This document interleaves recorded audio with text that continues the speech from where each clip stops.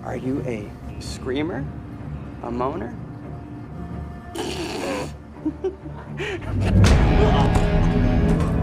What the hell? Get up. You're dead. Get up. Kumusta kaibigan? Ang kwento nating itatampok ngayon ay ang napakagandang pelikulang Buried in Bass Row. Elliot works for me. Nagsimula ang kwento sa isang babaeng nagngangalang Hazel, isang ina na handang gawin ang lahat para maprotektahan lamang ang kanyang anak. Si Hazel ay nagmamay-ari ng isang restaurant na kilala ng mga taga roon na regular niya ng mga customer. Sila rin ay masasabing hindi na iba kay Hazel at itinuturing niya na itong mga espesyal. Ang kanyang matalik na kaibigan ay nagtatrabaho sa pulisya at bilang kapalit ay inaalok niya ito ng libreng meal sa kanyang kainan. Si Hazel ay may 19 na taong gulang na anak na babae na nagngangalang Joy. Sa mga oras na iyon ay humihingi ito ng pera para pambayad sa kanyang tuition sa kolehiyo. Ngunit tumanggi naman si Hazel na magbigay. Nadismaya naman si Joy at sinabing ayaw na niyang manatili sa bahay lamang at plano na niyang iwan ng kanyang ina. Gayunpaman, sinabi sa kanya ni Hazel na kailangan niyang mag-focus sa pagtulong sa restaurant sa ngayon. Isang araw, isang lalaking nagngangalang Elliot ang pumasok sa restaurant at kumain ng kanyang pagkain. Ngunit nang sisingilin na siya ni Joy sa kanyang bill ay wala pala itong pera na pambayad sa kanyang kinain.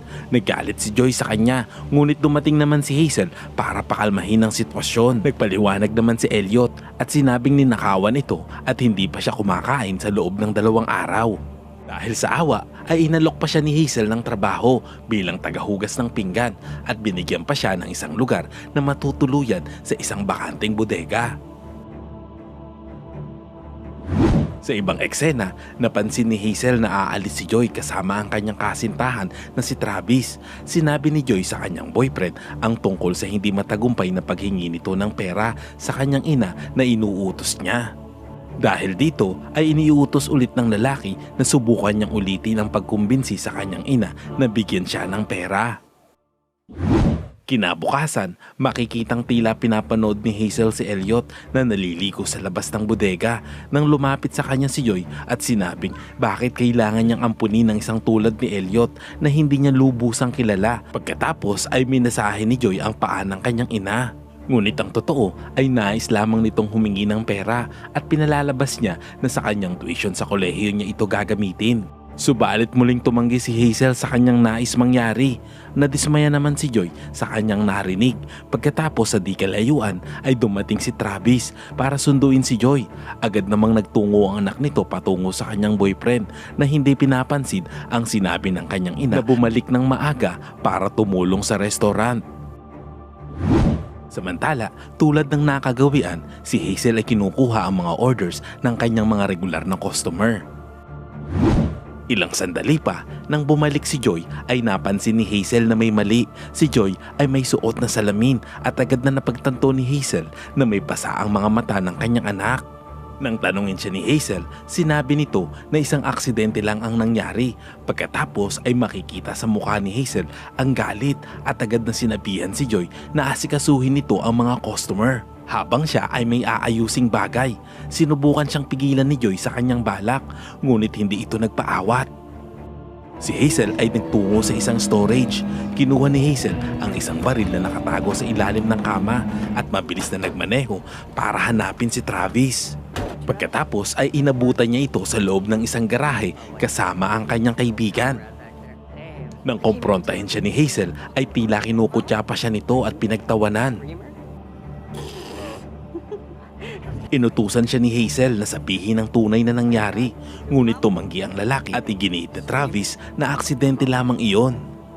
Sa sobrang galit ni Hazel ay sinuntok niya si Travis na naging dahilan para dumugo ang kanyang ilong. Pagkatapos ay inilabas niya ang kanyang baril at nagbantang papatayin siya kung hindi siya sasakay sa kotse. Takot na humingi ng tawad si Travis na nagsasabi na ang lahat ng ito ay isang pagkakamali, ngunit hindi nakikinig si Hazel at itinali siya nito at nilagyan ng busal ang kanyang bibig. Pagkarating sa isang disyerto ay itinulak siya sa isang libingan na inihanda na ni Hazel para sa kanya. Sinabi niya kay Travis na alam niya na darating ang araw na ito dahil kailanman ay hindi siya nagtiwala dito. Sa kabila ng pagsusumamo ng lalaki ay iniwanan pa rin siya ni Hazel sa libingan upang doon na mamatay. Nagsimula namang mag-alala si Joy nang hindi niya makontak si Travis. Ilang sandali pa ay dumating na si Hazel at tinanong niya ang ina kung ano ang sinabi nito sa kanyang boyfriend. Nagsinungaling naman si Hazel dito at sinabing nakipag-usap siya ng maayos kay Travis at sinabi ng lalaki na aalis na ito ng bansa. Naguluhan naman si Joy dahil may malaking negosyo si Travis at hindi basta-basta aalis ito ng walang pasabi. Iginiit naman ni Hazel na huwag na itong mag-alala at dapat siyang mag-focus sa pagtulong sa restaurant. Samantala, napansin ni Hazel ang isang lalaki na kinukuhanan ng litrato si Elliot sa loob ng restaurant. Nang lapitan niya ito at tanungin, ang lalaki ay mabilis na tumakbo palayo. Naiwan si Hazel nang naguguluhan sa kung ano ang nangyayari. Kinagabihan, tinanong ni Hazel si Elliot kung kilala niya ang lalaking kumukuha ng litrato sa kanya. Tumanggi ito at sinabi na kung kakilala niya ito ay sasabihin niya ito sa kanya. Tinanong ni Elliot kung ano ang tingin sa kanya ni Joy. Sinabi naman ni Hazel na sa tingin ng kanyang anak ay isang serial killer si Elliot na tinawanan naman nito. Sinabi nitong hindi siya nanakit ng sinuman. Isang araw, nakita ni Hazel ang lalaking kumukuha ng larawan ni Elliot. Sinundan niya ito sa motel na kanyang tinutuluyan at doon ay kinumpronta niya ang lalaki. Sinabi nito na siya ay nagtatrabaho sa media at sinusundan niya si Elliot dahil ito ay under investigation sa pagkamatay ng kanyang nobya. Sinabi din nito na isang heart surgeon si Elliot at naghihinala siya kung bakit siya nagtatrabaho sa isang restaurant bilang isang dishwasher. Ipinakita din ng lalaki ang mga files sa kanyang computer at pagkatapos na suriin ang mga ito ay kinuha ni Hazel ang mga files at umalis. Kinaumagahan, umiiyak si Joy dahil wala siyang natatanggap na text message mula kay Travis. Sinubukan naman siyang i-comfort ni Hazel at pinayuhang kalimutan na ito. Samantala, dumating ang isang lalaki sa restaurant at sinabihan si Hazel na gusto siyang makita ng boss nito na si V sa Vegas. Si V ay kalalabas lang ng kulungan at pumayag naman si Hazel na pumunta doon. Nang gabing iyon, nagkaroon ng pagtatalo ang mag-ina at tinanong ni Joy kung sinaktan ba nito si Travis. Sinabi ni Hazel na wala siyang masamang ginawa at para sa kapakanan lang nito ang kanyang iniisip. Pagkatapos, umalis ito at nakipagkita sa kanyang mga barkada. Tumagal ang kanilang party hanggang sa napunta sa paggamit ng mga droga. Ngunit bago pa man mangyari iyon, dumating na ang isa sa mga pulis na kaibigan ni Hazel at dinala si Joy pauwi sa kanila. Sa ibang eksena, habang nag-iisa si Hazel, kinausap niya muli si Elliot at nagtanong kung totoo bang siya ay isang heart surgeon. Pagkatapos ng ilang sandali ng katahimikan, inamin ni Elliot ang katotohanan at pinakita naman ni Hazel ang isang file na pinagbibintangan siya sa pagkamatay ng kanyang kasintahan. Iginiit naman ni Elliot na hindi niya pinatay ang sinuman. Ikinwento nito na nakainom siya ng mga oras na iyon at kalunos-lunos ang nangyari sa kanila nang mabangga ang kanilang sinasakyan. Dagdag pa nito na hindi niya kailanman nagawang patawarin ang kanyang sarili. Pagkatapos ng kanilang usapan, nagpaalam sa kanya si Hazel na pupunta siya sa Vegas at inutos na bantayan ang restaurant habang wala ito. Kinabukasan, nagpunta si Hazel sa Vegas upang makipagkita kay V. Tuwang-tuwa naman ito nang makita siya sa tagal ng panahon. Ilang sandali pa, sinabi nito na gusto siyang bigyan muli ng trabaho sa huling pagkakataon. Ang trabahong ito ay ang patayin ng isang lalaki. Ngunit tumanggi si Hazel at nagsabing nakamove on na siya at iniwan na ang pagiging assassin. Ngunit pinilit ito ni V at nangakong ito na ang uling misyon na ipapagawa nito sa kanya at binigyan siya ng pera bilang paunang bayad. Sa paniniwalang ito na ang huli ay pumayag naman si Hazel. Binigay sa kanya ang address at isang lalaking nagngangalang Perry ang kanyang target. Agad itong pinuntahan ni Hazel, ngunit nang makita niya ito at dumating ang oras para patayin ito, nagbago ang kanyang isip. Bumalik siya sa restaurant at ng mga sandaling iyon, nakaramdam siya ng matinding kalungkutan at pangungulila. Ilang sandali pa ay dumating naman si Elliot at nakipagkwentuhan sa kanya habang sila ay nagiinom hanggang ang kanilang kwentuhan ay nauwi sa isang malalim na sandali. Kinabukasan, sinabi niya kay Elliot na muli siyang pupunta ng Vegas ng gabing iyon at binili niyang muli ang restaurant dito. Pagdating sa Vegas, nag-ayos si Hazel ng kanyang sarili. Nagpunta siya sa isang kilalang hotel at nag-abang sa kanyang target. Nang makita niya itong paparating, nagkunwari siyang tumayo at sinadyang banggain si Perry. Dito ay malalaman natin na si Perry pala ay ex-boyfriend ni Hazel.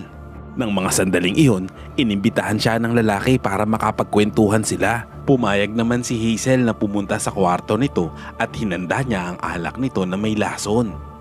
Ngunit nang inamin ni Perry ang kanyang pagmamahal kay Hazel at kung ilang beses siya nitong hinanap, biglang nagbago ang damdamin ng babae.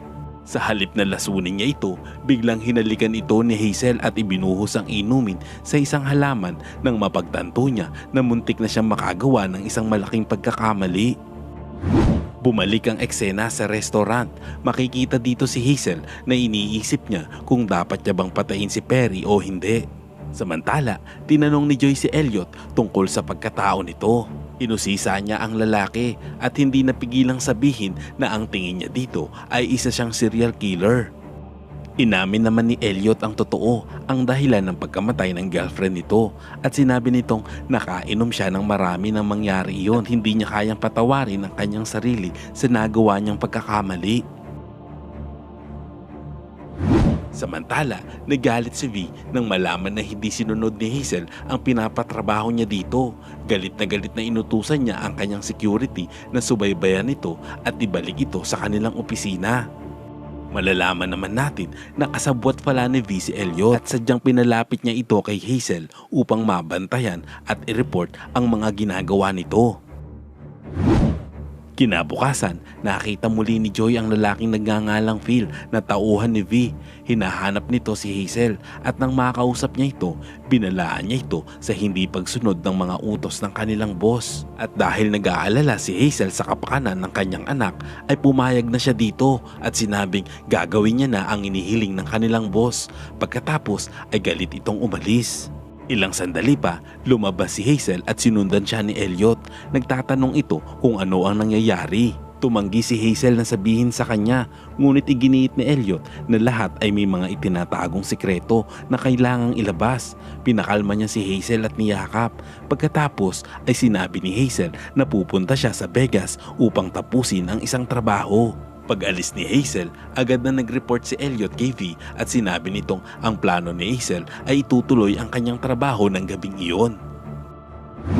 Samantala, habang naghahanda si Hazel na umalis, sinabi niya kay Elliot na asikasuhin ang restaurant at siniguro nito na babalik siya. Nakiusap si Elliot dito na wag nang tumuloy, ngunit iginiit ni Hazel na kailangan niyang resolbahin ang mga bagay para sa lahat. At nang makaalis na si Hazel, ipinaalam agad ni Elliot kay V na pupunta na si Hazel sa Vegas upang patayin si Perry. Sa kabilang banda, excited na naghihintay si Perry sa muli nilang pagkikita ni Hazel. Nagpahanda pa ito ng masarap na dinner para sa kanilang dalawa. Gusto niyang sorpresahin ito sa kanyang pagdating. Ilang sandali pa, dumating na si Hazel sa kanyang pupuntahan, ngunit hindi ito ang bahay ni Perry. Nagulat naman si Perry nang bumukas ang pinto at ang kanyang asawa ang bumungad dito. Lumalabas na sa halip na dumiretso si Hazel sa bahay ni Perry ay dumiretso siya sa hideout ni V. Pagkapasok niya dito ay agad niyang pinatay ang isa sa mga tauhan ni V.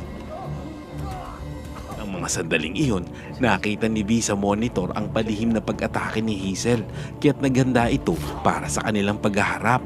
Nang pumasok naman si Hazel sa silid, sinubukan siyang barilin ni Phil, ngunit naunahan siya ni Hazel.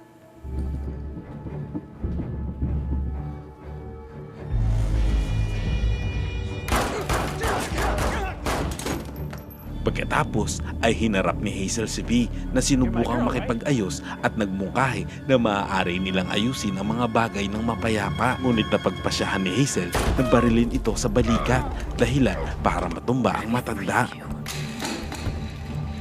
Nakiusap si V at nagmakaawa habang pinaalala niya kay Hazel ang lahat ng ginawa niya para sa kanya. Ngunit hindi nagpakita ng awa si Hazel at sinabi niya dito na siya mismo ang pumilit na dumating sa ganoong sitwasyon. Sinubukan namang lumaban ni V, ngunit nang ibabaw ang galit kay Hazel. Bago niya ito pinatay, maririnig na tinawag niya itong itay. Masakit man, ngunit kailangan niyang patayin ang sarili niyang ama. I can do this and still live with myself.